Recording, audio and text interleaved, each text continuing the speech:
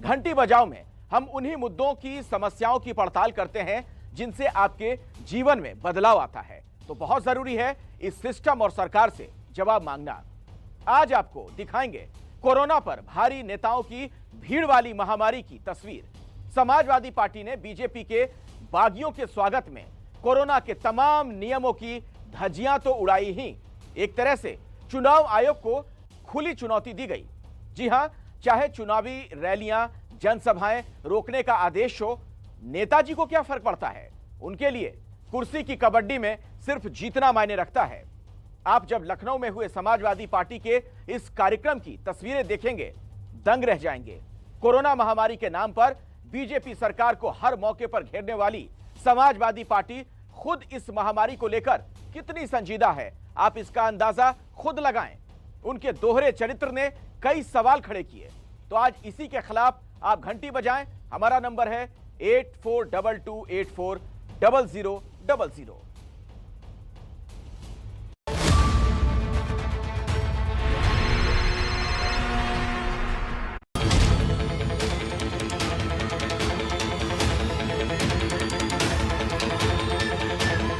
इसी दिन का तो इंतजार कर रहे थे हम लोग कि चुनाव कब आएगा।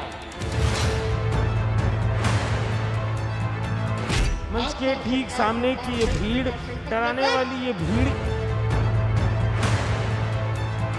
हम लोग इलेक्शन कमीशन के जो जो नियम है उनका पालन करेंगे। इस भीड़ में मास्क बिल्कुल नदारद है। अगर कोरोना महामारी नहीं होता, भाजपा की स्कूलें आज ही हिला दी गई होती। कोरोना है ही नहीं, डर बैठा जाएगा। पश्चिम बंगाल में सरकार बनानी थी तो मास्क नहीं देखा गया। आज उत्तर प्रदेश में मास्क की बात करते हैं। अब कोई नहीं रोक सकता रफ्तार को। चुनाव आयोग कहता है तो कहता रहे। जी की अनुमति से अपने पूरे साथी कोरोना फैलता है तो फैलता रहे। जिला पंचायत अध्यक्ष हाथरस सारे नियम जाएं आड़ में, बस नेताजी का चेहरा चमकता रहे।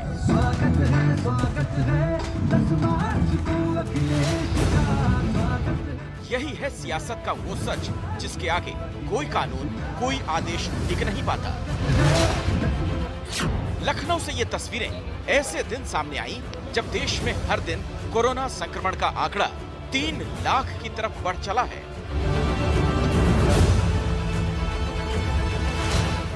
पर इन नेताओं को इससे क्या मतलब?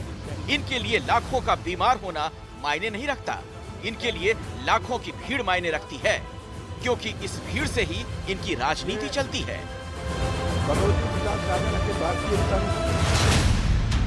मौका था बीजेपी के बाकी नेताओं के समाजवादी पार्टी में शामिल होने का। चाहते तो ये काम बिना भीड़ जुटाए भी कर सकते थे, लेकिन मकसद तो अपनी ताकत दिखाना था। इसीलिए लखनऊ में समाजवादी पार्टी के दफ्तर में लगा दिया गया कोरोना का मेला। आपका विक्रमादित्य मार्ग पूरा, कालिदास मार्ग पूरा, कालिदास विक्रमादित्य को जोड़ने वाला मार्ग पूरा, लॉ मैटेंडियर का पूरा मैदान इन कार्यकर्ताओं से भरा पड़ा हुआ है, पटा पड़ा हुआ है। अगर कोरोना महामारी नहीं होता, निर्वाचन आयोग का आचार संहिता नहीं होता, तो आज रमाबाई अंबेडकर मैदान में ऐतिहासिक कार्यक्रम के माध्यम से भाजपा की चूल्हे आज ही हिला दी गई होती। बीजेपी से बगावत कर समाजवादी पार्टी में शामिल हुए स्वामी प्रसाद मौर्य आज इस मूड में आए थे कि कोरोना सामने आ जाए तो उसकी भी ईंट से ईंट बजा देंगे। और उनके इस मूड का पूरा मजा ले रहे अखिलेश यादव भी मानो ये ठान कर बैठे थे कि चुनाव आयोग को जो करना है कर ले, हम तो अपने मन की करेंगे। इसीलिए मंच पर चुनाव आयोग को चिढ़ाता हुआ ये पोस्टर लगाया गया और इस वर्चुअल के नाम पर जमकर तमाशा किया गया।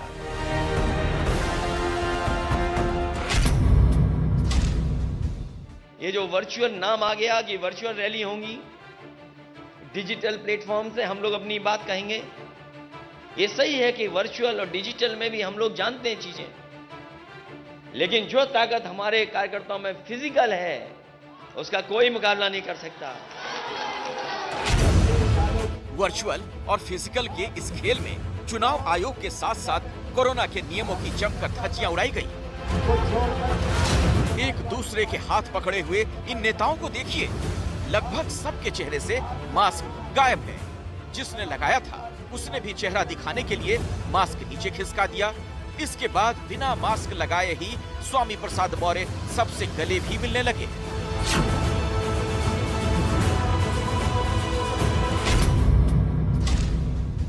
लेकिन आयोग ने जिस डर की वजह से जो रैलीज थी उन पर प्रतिबंध लगाया था, वो कहीं ना कहीं वॉयलेट होता समाजवादी पार्टी दफ्तर में दिख रहा है। और दफ्तर के अंदर हो या दफ्तर के बाहर भीड़ है, और यही भीड़ लगभग हर पॉलिटिकल पार्टी में भीड़ हो रही है। लेकिन ये जो भीड़ है, ये भीड़ बहुत दिन बाद देखने को मिली है।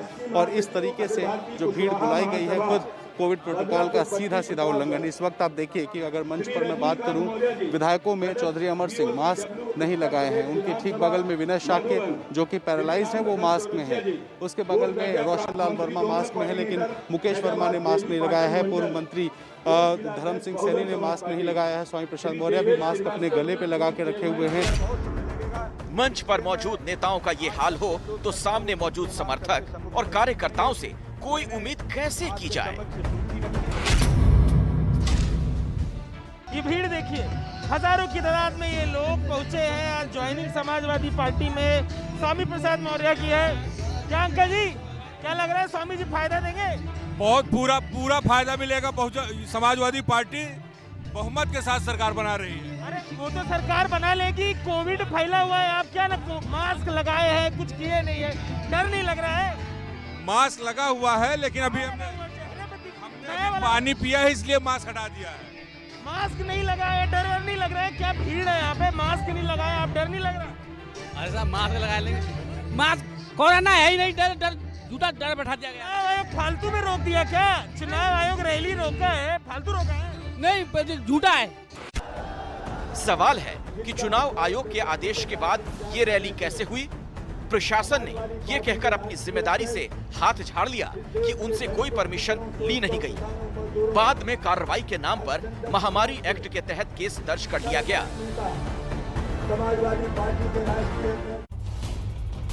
तो समाजवादी पार्टी ने चुनाव आयोग के आदेश की धज्जियां कैसे उड़ाई वो आपने देखा। और अब घंटी बजाओ में बात कोरोना के मेले की। प्रयागराज में माघ मेले के दौरान आज लाखों की भीड़ जमा हुई। हम घंटी बजाओ में काफी दिनों से इस आयोजन पर सवाल खड़े कर रहे हैं, क्योंकि जो लोग यहां पहुंच रहे हैं वो जब अपने घरों की तरफ संक्रमित होकर लौटेंगे तो इस खतरनाक बीमारी के वाहक बन चुके होंगे। पिछली बार कुंभ मेले के दौरान क्या हुआ था हमने देखा था। वहां पहुंचने वाले लोगों ने कैसे ये बीमारी फैलाई। सवाल यही, इन सब के बावजूद सरकार की ऐसी क्या मजबूरी है कि लोगों की जान बचाने के लिए मेला रद्द नहीं किया गया। आपको हम बता दें, मध्य प्रदेश और उत्तराखंड की सरकारों ने ऐसे मेलों को कोविड के मद्देनजर रद्द कर दिया है।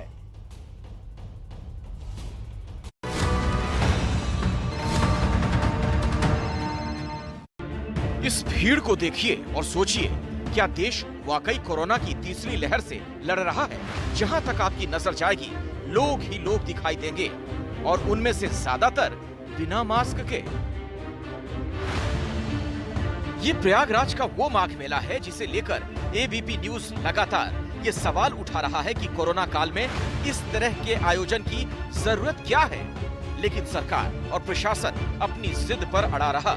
नतीजा ये, पहले ही दिन यहाँ पर 3 लाख से ज्यादा लोगों की भीड़ जुटी, और वो भी तब जब मेला क्षेत्र में अब तक करीब 70 लोग कोरोना संक्रमण के शिकार हो चुके हैं। सवाल है कि आखिर क्यों जानबूझकर लाखों लोगों की जान से खिलवाड़ किया जा रहा है। आज से माघ मेले की शुरुआत होने के बाद जब यहाँ पर श्रद्धालुओं की भीड़ इस तरीके से आएगी, एक दूसरे से सटकर खड़ी हो रही है, कोविड प्रोटोकॉल की धज्जियां उड़ रही हैं, आधे से ज्यादा लोगों ने मास्क नहीं लगा रखा है। अगर इन भीड़ की सही तरीके से जब टेस्टिंग की जाएगी तो आंकड़ा किस तरीके से बढ़ सकता है।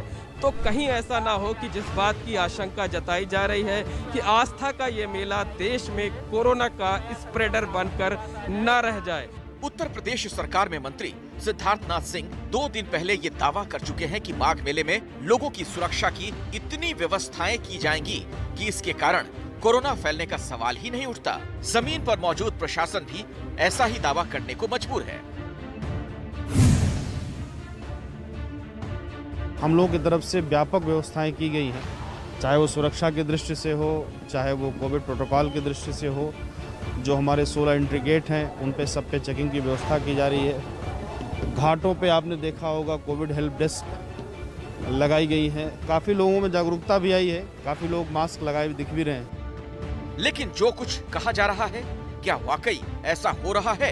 इसी की पड़ताल के लिए एबीपी न्यूज की टीम ने मेले के अलग अलग इलाकों का जायजा लिया। संगम तट से लेकर मेले के एंट्री पॉइंट तक हमें कहीं भी सरकारी अमला किसी तरह की जांच करता नजर नहीं आया। लोग बेरोक टोक आ जा रहे थे। जो सरकारी अमला लगातार दावे कर रहा था कि हम सिर्फ वैक्सीनेटेड लोगों को ही एंट्री देंगे, इसके साथ साथ 48 घंटे के अंदर की RT-PCR नेगेटिव रिपोर्ट जरूरी होगी, वो सारे दावे जो है वो हवाई साबित हो रहे हैं, सरकारी फाइलों तक कैद होकर सीमित रह गए हैं। और आप देख सकते हैं कि यहाँ पर जो भी श्रद्धालु आ रहे हैं, इनमें से 70% से ज्यादा ऐसे हैं जिन्होंने मास्क तक नहीं लगा रखा है। यही नहीं, जब इन लोगों से हमने सवाल किया कि क्या उन्हें खुद अपनी फिक्र नहीं है, आखिर क्यों वो इस तरह की लापरवाही कर रहे हैं, तो एक से बढ़कर एक जवाब मिले। पूजा अर्चना करने के लिए इतनी भीड़ में आए, आपको डर नहीं लगता? माँ गंगा मैया उसमें दर्शन नहाने में कोई कोरोना का कोई वो नहीं है डर। कोरोना से डर लगता है? डर तो लगता है सर, पर भगवान से बड़ा कुछ नहीं होता सर। मारने वाले से बचाने वाला बड़ा होता है सर। कोई हमको डर नहीं, हम रनिंग करने वाले बंदे हैं। गंगा जी का कृपा है, जोगी जी का राज है, कोई डर है ये नहीं है। कोविड नियमों को लेकर लोगों का ये रवैया इसीलिए चिंताजनक है क्योंकि ये भीड़ सिर्फ प्रयागराज तक सीमित नहीं है। यहाँ आने वाले लोग लौटकर अपने अपने घरों तक जाएंगे, जिसका मतलब अगर यहाँ संक्रमण फैला तो इन लोगों के जरिए वो दूसरे प्रदेशों और शहरों तक पहुंचेगा। मुंबई का सबसे घना बसा इलाका है धारावी। एक एक कमरे के मकान में 10-10 लोगों के परिवार बसते हैं। एक एक कोठरी में कई मशीनें, हर दूसरे तीसरे मकान में कोई ना कोई फैक्ट्री। कोरोना जैसी आफत के लिए कहर बरपाने का इससे बेहतर इंतजाम नहीं हो सकता। लेकिन धारावी ने कोरोना की पहली और दूसरी लहर के बाद तीसरी लहर को भी जिस तरह से मात दी है वो काबिले तारीफ है। तो आखिर क्या है धारावी का कोरोना को नॉकआउट करने का ये फार्मूला? आप देखिए हमारी खास पेशकश।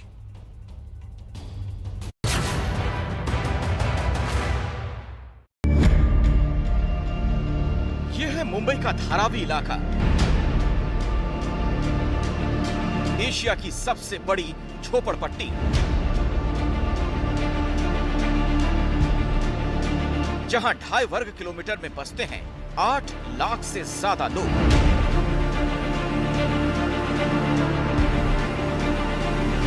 तीसरी लहर में भी धारावी का इलाका बना कोरोना हॉटस्पॉट।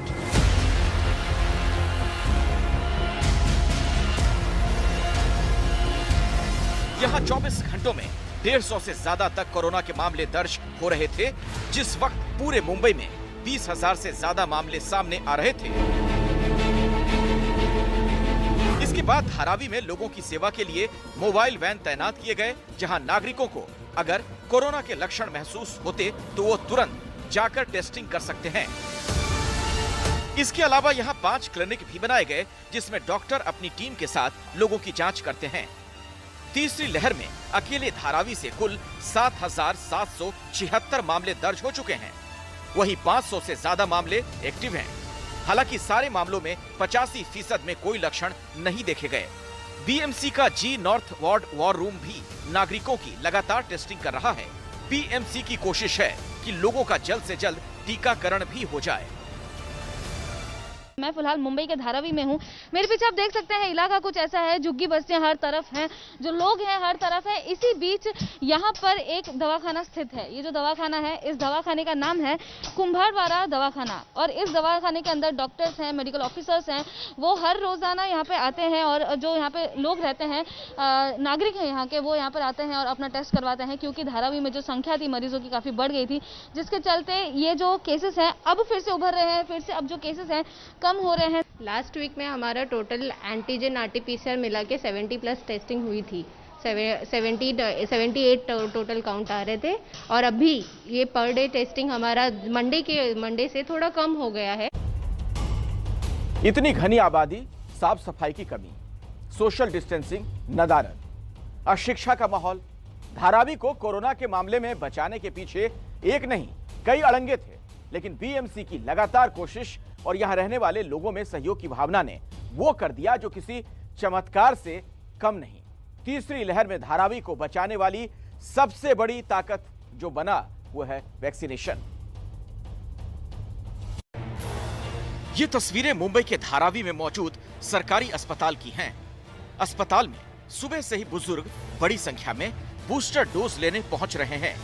बुजुर्गों के साथ साथ हॉस्पिटल में काम करने वाली महिला नर्स, हॉस्पिटल के डॉक्टर और फ्रंटलाइन वर्कर भी बूस्टर डोज लेने पहुंचे। वैसे तो देश भर में लोगों को बूस्टर डोज देने का काम जोर शोर से जारी है, लेकिन धारावी जैसे इलाके में लोगों का बूस्टर डोज को लेकर उत्साह देखते ही बनता है। देश में बूस्टर डोज की शुरुआत हुई हो और उसमें धारावी का जिक्र ना हो, ऐसा हो ही नहीं सकता। ऐसा हम आपको इसलिए कह रहे हैं क्योंकि कोरोना के मामले में महाराष्ट्र अव्वल नंबर पर है, मुंबई कोरोना संक्रमित शहरों के मामले में पहले नंबर पर है और मुंबई में धारावी सबसे ज्यादा संक्रमित इलाका है। कोरोना की पहली, दूसरी और संभावित तीसरी लहर में धारावी लगातार हॉटस्पॉट बना हुआ रहा। बीते एक हफ्ते की बात करें तो अकेले धारावी में 600 से ज्यादा मामले सामने आए। हम इस वक्त मौजूद हैं मुंबई के धारावी इलाके के वैक्सीनेशन सेंटर में। एक्चुअली जो वैक्सीनेशन का पूरा प्रोग्राम है वो पूरे देश भर में चल रहा है, लेकिन धारावी इसलिए भी अहम हो जाता है क्योंकि धारावी में अगर आप पहले दूसरे दौर की बात करें और संभावित तीसरे दौर में भी धारावी जो है वो लगातार हॉटस्पॉट बना हुआ है। बीते अगर 7 दिन की मैं बात करूं तो 600 से ज़्यादा जो मामला है वो अकेले सिर्फ धारावी में है। ऐसे में अगर धारावी के लोगों में बूस्टर डोज को लेके इस तरीके का उत्साह जो है वो अपने आप में सराहनीय है। क्या इंतज़ार था क्या इस बूस्टर डोज का? हम लोग के लिए बूस्टर डोज लेना एकदम जरूरी है क्योंकि हम लोग के सेफ्टी भी हमारा जरूरी है। बूस्टर डोज जरूरी है प्रिकॉशंस के लिए। डोज लेने से बहुत सीवियरिटी कम हो रही है। धारावी अगर तीसरी लहर की चपेट में पूरी तरह से आ जाता तो आंकड़ों के मामले में ही नहीं बल्कि मृत्यु के मामले में भी मुंबई नंबर 1 शहर बन जाता।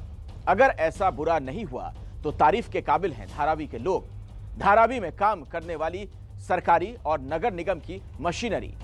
कोरोना के खिलाफ लड़ाई में धारावी ने न सिर्फ सबकी इज्जत बचाई बल्कि बहुत बड़ी मानवीय चिंता से भी दूर रखा। तो आखिर धारावी ने कैसे जीती ये तीसरी जंग, आप देखिए रिपोर्ट। ये हैं Kiran Dighavkar, assistant municipal commissioner BMC. Dharavi का इलाका इन्हीं के अधिकार क्षेत्र में आता है। इनका कहना है जब पूरी मुंबई और देश में कोरोना के मामले तेजी से बढ़ रहे थे तब धारावी में भी हर रोज 150 से ज्यादा मामले सामने आने लगे। ऐसे सघन इलाके में मामलों का इस तरह से बढ़ना बहुत बड़ी त्रासदी को जन्म दे सकता था। इसीलिए बीएमसी की टीम ने लोगों के पास पहुंचकर उनकी जांच की। जो लोग संक्रमित पाए गए हैं उन्हें तत्काल आइसोलेट करना और जो लोग स्वस्थ थे उनका वैक्सीनेशन स्टेटस पता करके वैक्सीन लगाने का काम किया गया।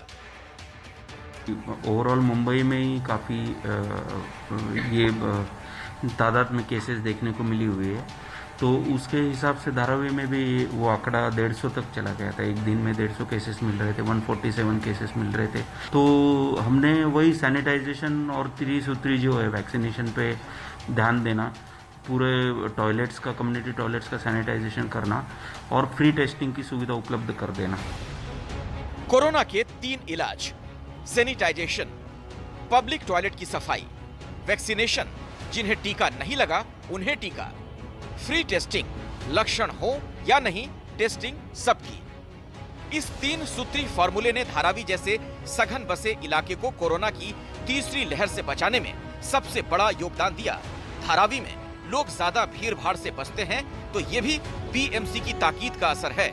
भले ही धारावी में अशिक्षा ज्यादा हो लेकिन समझ की कमी नहीं और लोग जानते हैं सरकार की कोशिश उन्हें सुरक्षित रखने की है। और तरह तरह के कयासों के बीच महाराष्ट्र के मुख्यमंत्री और शिवसेना प्रमुख उद्धव ठाकरे आज काफी दिनों के बाद किसी पब्लिक फंक्शन में दिखाई पड़े। उद्धव बीएमसी की नई व्हाट्सएप सेवा को वर्चुअली मौजूद रहकर लॉन्च करते नजर आए। कई महीनों के बाद दरअसल इस तरीके से किसी सार्वजनिक समारोह में वो दिखे।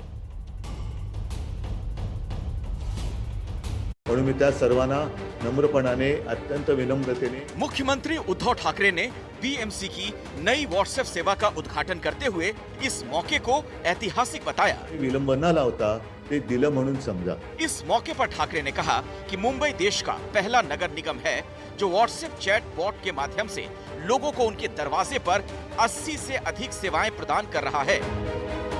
उन्होंने कहा, ये दिन सुनहरे अक्षरों में लिखा गया है। मुख्यमंत्री ने कहा कि इस पहल ने वर्क फ्रॉम होम सुविधा को और भी अधिक सुगम बना दिया। समारोह के दौरान महाराष्ट्र के मंत्री आदित्य ठाकरे, मुंबई की महापौर किशोरी पेडनेकर, नगर आयुक्त इकबाल सिंह चहल और वरिष्ठ नागरिक अधिकारी मौजूद थे। पिछले कुछ महीनों से उद्धव मुख्यमंत्री दफ्तर नहीं आ रहे हैं, जिसके बाद से ये कयास लगाए जाने लगे थे कि उनके हिस्से का सारा काम उनकी पत्नी रश्मि ठाकरे देखने लगी हैं। बीजेपी ने इसे मुद्दा भी बनाया और कई दिनों तक आरोप प्रत्यारोप का सिलसिला भी चला। ऐसे में अब खुद सामने आकर ऐप लॉन्च में हिस्सा लेकर उद्धव ने संदेश देने की कोशिश की कि सब कुछ ठीक ठाक है। आणि या महापालिकेच्या कार्यक्रमानेच अब इसके बाद आगे क्या रहती है विपक्ष की रणनीति, उस पर गौर करने की जरूरत होगी।